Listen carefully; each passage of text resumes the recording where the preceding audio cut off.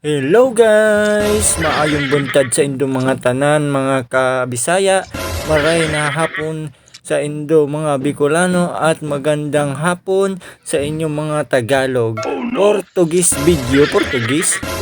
video magluluto tayo ng adobo sa gata na tabugok. Yan, no? Wow! Tabugok guys, yung ano yan, pugita.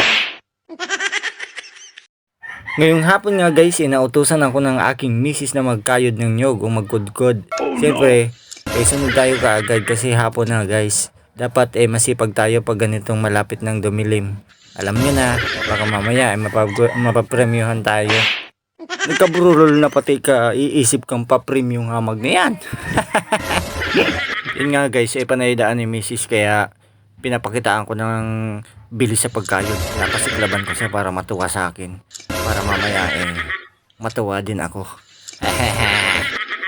Si misis nga pala naghiwa dyan ng tabugok sa maliliit na bahagi mga par. Kasi para mabilis yan lumambot men. Pagkatapos nga maghiwa men ng tabugok nagisa lang tayo ng sibuyas bawang. Tsaka nilagay na natin yung hiniwa nating tabugok. Nilagyan din natin ito guys ng tanlad para bumango yung amoy.